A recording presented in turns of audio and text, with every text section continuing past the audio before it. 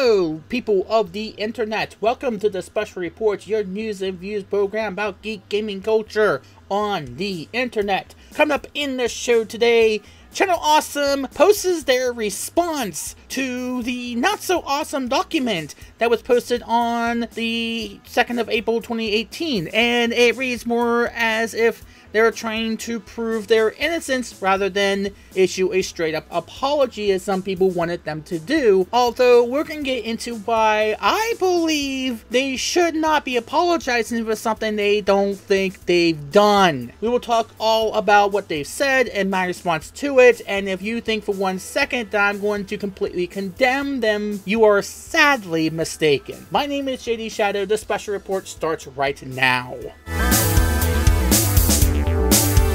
In case you have not been following this whole story for the past week or so, Channel Awesome has been under the microscope of accusations, and let's just say those accusations can be borderline awful, leading to some people to form the hashtag #ChangeTheChannel, and let's just say a lot of people do not like them right now. This is, of course, a near 70-page long document that was published on Monday, April 2nd, 2018, and it has accounts from people like Ascuris Lupa, Linkara, and the most notable one is Lindsay Ellis, otherwise known as the Nostalgia Chick. Stick a pin in that name, we will get back to it because she has the most questions about her actions of all this in opposed to some other people. However, this has caused Channel Awesome to have a bit of a problem trying to actually apologize to these people. But again, as I said at the start of the video, you don't apologize for things you don't think you've done. They posted what some would consider a half-hearted apology or a non-apology with the ultra overly quoted "we sorry you felt that way" statement, something that got quoted beyond belief. However, it took them quite a few days in order to bring this into our lap, with the only title saying "our response." Now we're going to go through every single little piece of this document, and then I'm going to tell you what I think about them. Let's first of all say, quote, "Since the posting of the not so awesome document on Monday, April 2nd, 2018, we have been exploring all of our options of how to address the lies that have been alleged by multiple disgruntled individuals with vindictive intentions. Channel Awesome has always tried to keep our dealings with our content partners out of the public eye, and despite any differences or disagreements, we have never publicly spoken negatively about any of them, but response to the accusations leveled against us must happen. Obviously, we can't address all 73 plus pages of accusations against us in this form, but we will address the most egregious now. The accusation number 1. Jane Doe accuses us knowing about a sexual deviant for over a year on page 66, with the fact that they state being, quote, "The screenshot below clearly demonstrates the time elapsed from being made aware of the individual in question, name redacted for legal reasons, and the time the content partner was released from Channel Awesome. 3 weeks, not over a year. During the 3-week period, we consulted a lawyer and waited to see if anyone would come directly to us, as our only knowledge of this was secondhand. It is obvious the person who came forward with this in the not so awesome document wants their name protected, so we will continue to do so." And I will give you on the screen right now a picture that they posted of the chat log in which they are referring to, and if you want to read the entire thing, either you can go to their official response in the description below this video, I'll post a link for it, or you can pause the video here so you can read the entirety of the statement. I am not going to read this word for word because this would be a hour-long special report if I had done that. Let's move on to another accusation. Sean Foss accuses former Channel Awesome COO and founder Michael Ellis of a conversation of sexual nature that lasted over 2 hours on page 49 and 50. Fact: According to them, Michael Ellis resigned from the company and no contact from Michael Ellis was attempted after a conversation was reported to Michael McCord. With any termination involving a founder and shareholder, legal separation must happen and this takes time. The next accusation says, quote, multiple content partners state payment for their contributions to the site were not compensated. With the fact from them being from the beginning of the site, anyone that has been added as a content partner was informed that channelawesome.com was an aggregator for their content. At no time did Channel Awesome take a cut of their videos, as the practice is with multi-channel networks or MCNs. We never wanted to be an MCN and only asked them to schedule their videos that they already were doing for Blip TV and YouTube. We gave them access to over 30 million page views and over 1 million unique viewers a month at our height.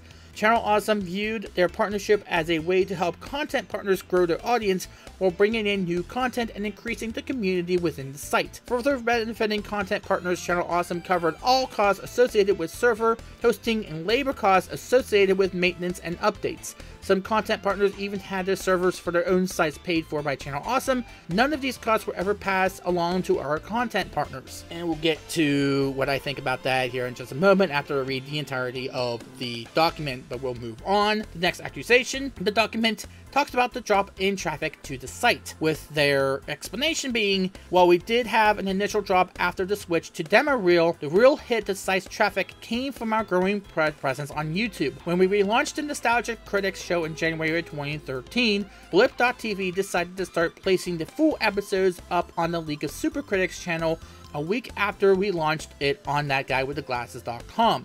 As we grew on League of Super Critics, more and more viewers decided to watch it on YouTube instead of our site. The biggest blow to site traffic came before the downfall of Blip TV. While we won't go into full details, we were forced to abandon the League of Super Critics channel and instantly start a channel that's awesome in May 2015. This is a point when traffic began to quickly drop off our site, now channelawesome.com.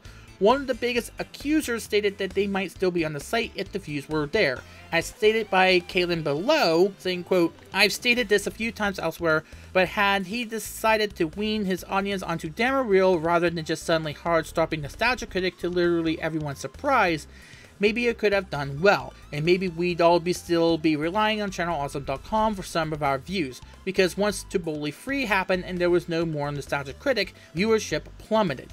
Not just for Doug, but for everyone, because people quit showing up to the site. And if he had slowly introduced people to demo reel, maybe even with the characters as a side gag attached to the Nostalgia Critic, then spun them off as their new show, featuring their characters you know from Nostalgia Critic, then it might have worked. Then maybe this would have never happened. But it did, and the way To Bully Free was written and how the death of the Nostalgia Critic was executed, here we are today. Next accusation is, quote, multiple content partners have alleged our anniversary specials were not compensated for time worked or crossover videos were asked to be turned over if filmed to Channel Awesome. With their fact being, quote, when invitations for the anniversary specials were issued, we made it clear to all content partners that their participation was on a voluntary basis. In addition, content partners were always given the option of declining our invitations with no questions asked and no repercussions. We understood we were asking our content partners to give up their time, and not everyone could do that. The producer contract for Channel Awesome 3rd anniversary film participation also outlined the following terms and conditions for those who did agree to participate, including participation was voluntary and crossovers were never required. This is followed by a image of the contract in question, saying, quote, by signing this contract, I agree to the terms and conditions below. Channel Awesome will not be held liable for any injuries sustained during the filming of this production.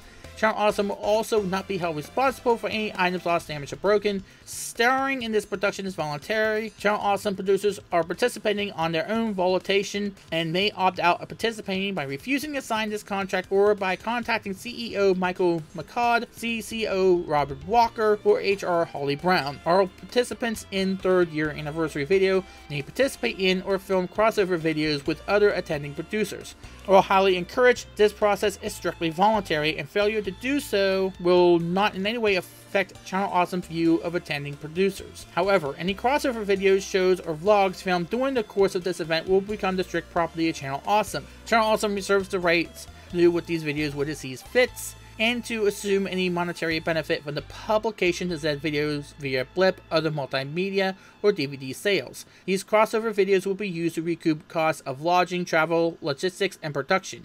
Any questions may be addressed to CEO Mike McCod, CCO Robert Walker, or HR Holly Brown before and or after signing. However, after signing, the contract is binding and no decisions will be reversed. And they continue saying everyone who attended the anniversary was told that Channel Awesome would cover the cost of travel, lodging, breakfast, lunch, and dinner if the filming went late. Next accusation, a few content partners allege a misogynistic work atmosphere by Channel Awesome. Channel Awesome's current and former female staff, including Chandler Chambers, Rachel Tias, Lina Wade, and Heather Ruse, have had vastly different experiences than the ones described. We are always trying to improve ourselves both personally and professionally, and moving forward we will implement mandatory sensitivity training for all staff to ensure we maintain a culture of respect for all employees. Next accusation, Holly Brown makes numerous accusations throughout the document. With Holly Brown is a former employee and shareholder who was allowed to resign. Unfortunately, her accusations are not true and are vindicative in nature. The accusation, Holly Brown alleges CEO Michael McCod is sole owner of the Nostalgia Critic IP. That being, the IP is owned by Channel Awesome Incorporated. The partnership is owned by 4 individuals, with a 5th person joining ownership by the end of the year. Next accusation, Holly Brown alleges Channel Awesome had her work during the Boldly Free after her surgery. In fact, during this time, Robert Walker, Doug Walker, and Michael McCod told her she did not have to work. Site updates were performed by others as she recovered. And I'm going to post again a picture of the chat log that they have posted on that site. And again, you can either pause the video here and read this for yourself, or you can go ahead and go to the site itself and read it for yourself. Next one, Lindsay Ellis alleges Doug Walker and Channel Awesome ignored concerns regarding the transformation scene. Fact being, as the screenshot below shows, or on the screen right now, Lindsay was repeatedly asked for her opinion and approval of the scene before it was finalized. Lindsay even helped Doug make the scene sound quote-unquote better. Next accusation, Lindsay Ellis alleges Channel Awesome did not do enough to protect female content partners from abusive commenters. Fact is, Channel Awesome has a strict policy regarding our community, including IP banning all abusive posters, as well as banning their accounts via username and email, and continuing to monitor our forums. We worked with Lindsay directly to help her address issues resulting from an abusive commenter. The next accusation, Alison Prager or Skira Slupa states not a single person wasn't miserable. Now, the fact that they state also with a video that is showing Alison Prager actually saying that, in their words, quote, in this video, you'll find that Alison says that it was a great production to be a part of. It was a lot of fun to be a part of this in Suburban Nights. I don't know if you want this for the behind the scenes thing, but I thought I would just add, you know, that it was a great production to be a part of. It was a lot of fun to be part of this and Suburban Nights. I hope that future projects are in the works and that, you know, all of us get to work together again. I love being a part of this site and a part of these productions, and it truly is really the highlight of this year and last year. You know, getting to spend time with such great people and do what I love doing most, and that's entertaining people and creating things. Final accusation, multiple content partners addressed the lack of communication. We agree communication could have and should have been better. We got into this business based on our passion for content creation and have had many growing pains over the years. We always strive to learn from our mistakes and strengthen our skills. Have we made mistakes? Yes, we have. We even discussed some of our challenges in our behind the scenes videos. We've always focused on trying to entertain our viewers, shine spotlights on unknown talent, and share our attention for various charities. And we hope to continue to do so moving forward. Now, when this came about, you can imagine a response from those people who were basically, as I would say, on the authoritarian side of the coin. Because you can no doubt see, if you go to the site itself, that several people were saying they were making the account just a comment and saying that how dare you don't apologize to those people. This sounds a lot like you're trying to blame them for what you did. Okay, with only one person actually stating that, wait a minute, they shouldn't be apologizing for things they don't think they've done wrong, or don't think they've done at all, or those claims that they believe are inaccurate. And here's the thing, they're right. They don't have to apologize if they don't think they've done anything wrong, if they don't think that the claims are accurate. And to be quite honest with you, this actually brings a lot of questions into some of the people's claims, because if you actually look at the chat logs, albeit I would like to know where these chat logs came from. Did they come from Skype? Did they come from IRC? Did they come from somewhere else? IRC. Now there's a name I thought I would never talk about again. But if you look on those chat logs, you will see that a lot of what they say holds some type of water there. With the chat log that they showed to prove that Holly Brown was not forced to work under extreme medical conditions, Rob Walker was even offering to drive her to the hospital so she can get her gallbladder checked out. Why would you do that if you really hated the fact that she was going to the hospital? Now, you could probably say that things changed later on, but as it states here, perhaps that wasn't the case. Now, there are some questions. I'm not going to say they're entirely out of the woods here, because yeah, they did address the whole fact of communication, and they do admit that the communication errors were real and they had to own up to that. The whole thing with the contract and that crossover videos were their own property and they had to do whatever they see fit with them, that's a little wishy-washy to me. I don't know if that's something they should have done. However, I can probably see where they're coming from on that front. They have to recoup the cost somewhere. Unfortunately, that's maybe an underhanded way to do that sort of thing. I don't agree with it. However, at the same time, I could probably see where they're coming from. Recoup the costs for certain things. That doesn't sit right with me. The whole thing with the drop in traffic, I completely see their point. Completely, 110% see their point. If you have a site in which you have to remember to bookmark it, remember where to go, and then you have this place, more or less YouTube, which is, yeah, it is a site. However, it is a place in which a lot of content creators can go and post their own creations onto the site, onto YouTube, and to essentially eliminate any kind of middleman there. If they are able to access your content from a well-known site, which everybody goes to, which nearly everybody has some sort of account there for whatever reason they would have an account there, what's the point of going to that other site to get that content, which you can go onto YouTube for? And yeah, that's sucking for those people who have personal sites. However, if your site is only to aggregate those things that people can already find on YouTube, what's the point of the site being there? It should complement the YouTube stuff. It should complement that kind of stuff by you being able to post the normal videos on YouTube and then have something extra on the side for when people go to your site, they'll have something you can't get on the YouTube channel. Like, for instance, what the Young Turks does, or what David Pockman does with their channels. They have special things for members only, which they can post whatever stuff they want that they can't post on YouTube for whatever reason, or have something extra. That's what Patreon is. Basically, people who donate money to someone's Patreon has a chance to get something a little extra that they don't get normally if they never did donate money to that content creator. That's what that means. So yeah, I think Channel Awesome dropped the ball on that one, but at the same time, who didn't drop the ball there? Who knew that YouTube was going to become this phenomenon? Who knew that it was become this gigantic thing that people depend on for a living, let alone to post their videos to? No one saw that coming. Neither they saw Blip TV going under as they did. So yeah, that does make a terrific amount of sense. Now, let's get to the two big parts of this, the two elephants in the room here, which is Lindsay Ellis's testimony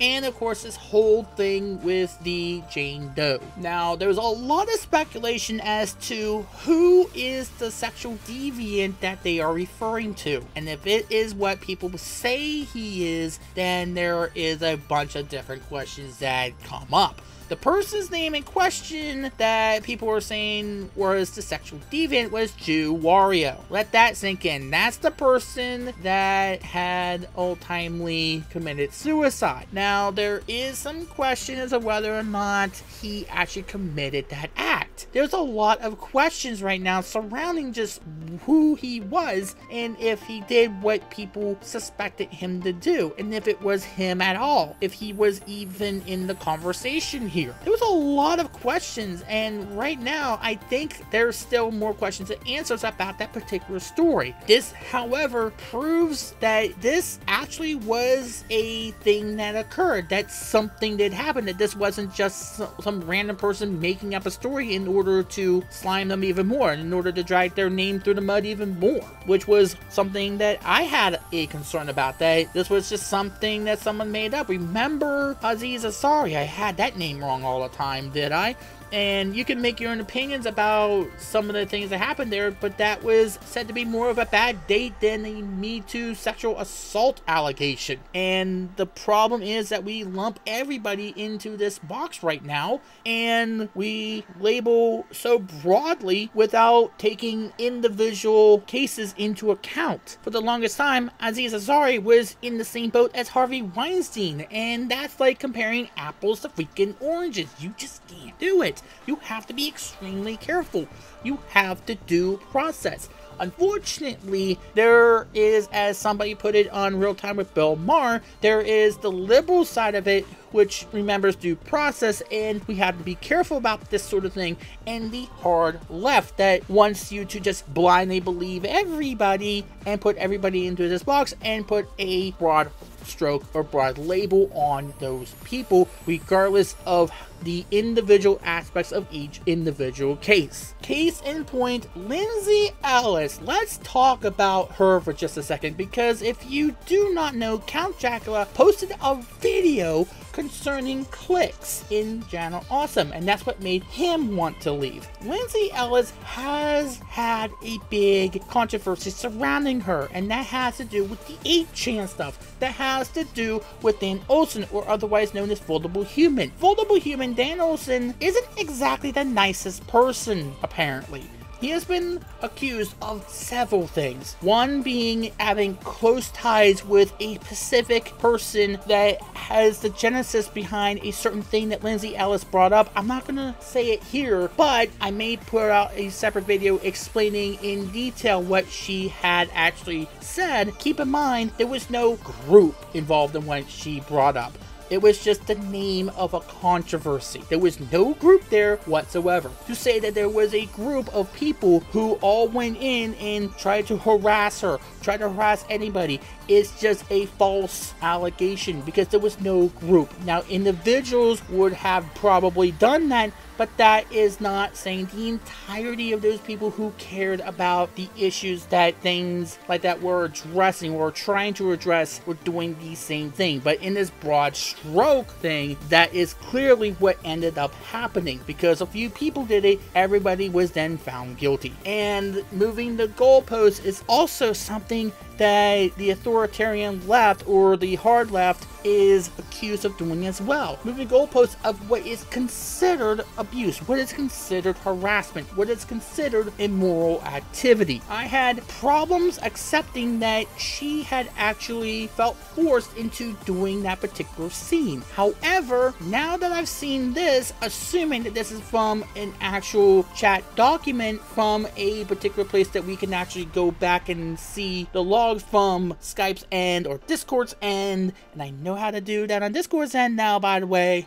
then I have a hard time showing sympathy for that particular thing that she said. I have a hard time believing her, as I've already had a hard time believing her because of her alleged hard left leaning on several things. And if you want to know more about what the authoritarian left actually is, I will post a link below in this video to David Pockman's video about the authoritarian left. It might educate you about what we're talking about here. And also, I might make a separate video detailing what exactly the so-called conspiracy theories were with Foldable Human Van Olsen that she refers to. I don't want to make this any longer than it absolutely has to, but I was in the process of making that video when this came out. So please be advised that I'm still working on that. So yes, I am not done talking about this particular situation. However, let's just say Lindsay Ellis, Todd in the Shadows, and several other people in Shaz Apocalypse, the main clique that Count Jackler has said caused the bulk of the arguments associated with how Channel Awesome became severed, became polarized beyond belief. There are several major accusations that are not just conspiracy theories, but things that perhaps we should consider. And I do believe that is why Channel Awesome and this particular response should be not only an apology for perhaps the lack of communication, which they have owned up to, and again, that whole thing with the contract doesn't sit right with me. I don't think perhaps they should have made the producers have to turn over their crossover videos. I don't know why they wanted to do that, even though I can understand what their thinking might have been. I don't completely agree with that kind of thinking. However, that might be also to, okay, we made that kind of mistake. Maybe that was covered in the footer of this. The bottom line here is that if you are not believing you are guilty of these accusations and you are innocent and you have proof to show that you are innocent, then the apologies are not necessary because you're trying to prove you are innocent. That you don't have to apologize because you are not guilty of these things. And this is them saying we are not guilty. But again, to some people, just because of a 70-page document saying, hey, this happened, apparently they're automatically guilty. Now again, this is not saying they're completely out of the woods. I'm not saying that I condone everything that I have heard in that document. However, what I'm saying here is that this is enough of a response for me to say, okay, I want to hear from your side now, because now you have to explain this whole thing. This is a cross-examination. Now you have to say, now these people have to say, hold on, where did these chat logs come from? Or okay, this is why we said this, or this is what they said then, and then they did something different, or they're contradicting their whole statements, or that it wasn't consistent with their usual behavior toward me, or something along those lines. But I do believe this means that the ball is back in their court. This is something that I do believe that we need a greater understanding of, and we need a greater conversation about, because this not only goes into a issue about a certain channel, a certain meta channel that is very much popular, still bleeding subscribers, that has a lot of people attacking them right now. Granted, they are probably from the hard left, which just wants them to do what they want them to do, even though they might not be guilty of certain things, but also a conversation about what exactly is the authoritarian left. We're going to talk about this again, and what is considered harassment, what is considered assault on people, what is considered foul play. A lot of these things are necessary to be debated. These things are necessary to talk about, and squelching conversation is only going to make this matter worse. It is not going to make us better. It's not going to make us understand not only this issue, but things going forward as to why we are responding the way we are. Why are we responding to this in the manner that we are right now? Why do we consider that they should just apologize and get it over with, when they might have not done some of the stuff that is being claimed? And that's why I wanted to post my separate video going into full detail about what I feel I can add to this entire discussion. Some things that I was following, some of the stories I was following that are related to this whole thing, that perhaps might shed some more light on this matter. Hopefully I can get that video out soon. A lot of things are on my mind as my birthday is coming up tomorrow, and because of that I might be spending the next few days just laying back and relaxing and enjoying it. So yeah, stay tuned for that video. But in closing, I don't think it's over just yet. I think we shouldn't be changing the channel, or we could change the channel but keep it on our presets, because quite frankly I don't think that we should be condemning them in full just yet. Again, This is not necessarily apology because they're not admitting guilt because they don't feel as though they are guilty. And if you were trying to prove your innocence, why would you admit guilt to something you feel you did not do? That is just something that no one would do unless they were feeling as though they were pressured to do so. Maybe instead of just blindly attacking them because of whatever reason we have, maybe actually listen to what they're actually saying. I know for a fact that I'm not ready to change the channel just yet, and from what I have seen, this confirms that probably we shouldn't just yet. That's gonna do it for this edition of the Special Report. Thanks again for watching. Again, I might get that video out sometime within the weekend or next week at the very latest. Please stay tuned for that. Let me know what you think about this whole situation. Leave a comment down below. Of course, like the video, share, and subscribe for more geek gaming culture. I will be back at some point. My name is JD Shadow, and that just happened.